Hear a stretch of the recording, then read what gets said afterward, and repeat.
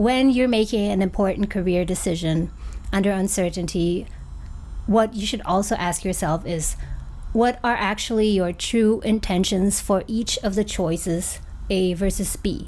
And it might not be that obvious, right? It might not be that obvious. Like for option A, for example, you're working at this company, you're a manager right now. Let's say you're in accounting, and you think that in a few years you can become VP of finance, or maybe even CFO, and you think that your intention is, your motivation is because you want to be very skilled in finances and you want to be an expert in that niche. Let's say that you are a CFO in, I don't know, in the oil industry or so, and you want to become like a leader, a thought leader, or an expert in that niche. And on the other hand, you want to build this business, and you think that your intention is that you want to make a product that will improve people's lives. And that rings kind of true to me. That is an intention that sounds very genuine. So let's go back to option A. So ask yourself, is your true intention really that you want to be an expert in that field because you're so interested in it and you're passionate about it and it provides so much meaning to you? Or is there another underlying intention that even you yourself are not really aware of? For example, that you actually really enjoy the prestige and the status that comes from possibly being VP of finance or CFO at a company. Because let's just admit it, even nowadays, when you have a high position at a company, people do look up to you. People do admire you for being in that position, because of course it sends a signal that you're very capable and you're very skilled and you're obviously also very high earning, right? And I have nothing against that at all. But what's important, what's really crucial here is that you have to be honest to yourself what your true intentions are of pursuing A versus B.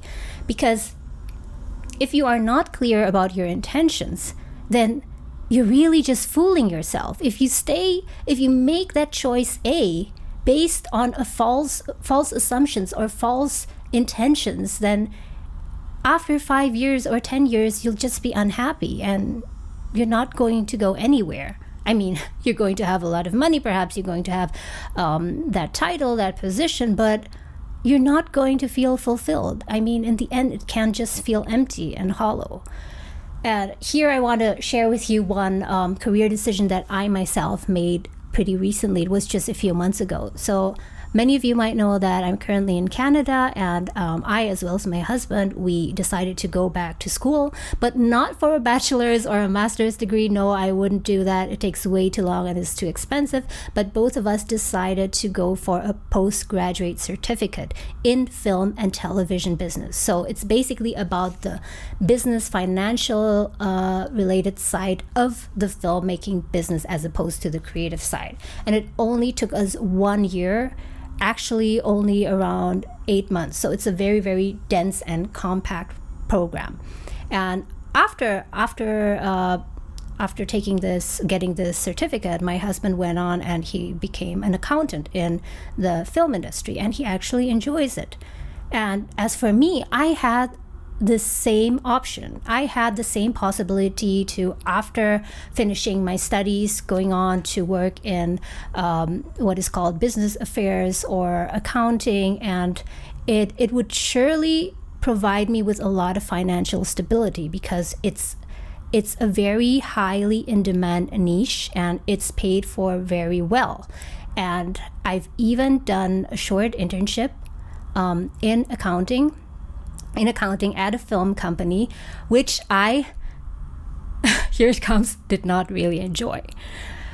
But why was it still a dilemma for me? The reason why it was still a dilemma for me whether or not to go and pursue that career path was because of the financial stability aspect, or what we at least think is financial security, because at least for the coming few months or years, I would have a steady and pretty fat paycheck.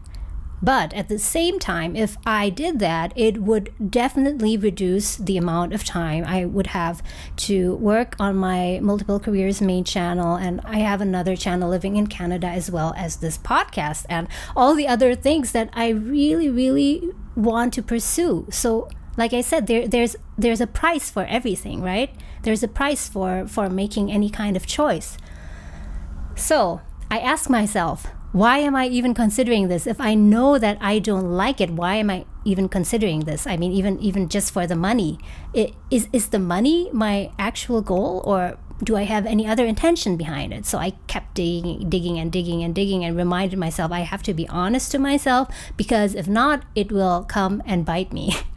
So, and the answer was, actually, one of my intentions that I had was, which I'm not very proud of, is because if I work for a company as an accountant, or perhaps later even as VP of finance, I would be somebody in society. I mean, I would have a secure place in a way in society. I would have some level of prestige and security. And if someone asks me, what are you doing? I can say, oh, I'm an accountant, or I'm in finance. It's an easy and clear answer, right? But I've decided to pursue a totally different path as content creator, like what I'm doing now. And I'm just in the very early phases of doing this. So when people ask me, what are you doing? And I say, I'm a content creator, I will be first met with a big question mark.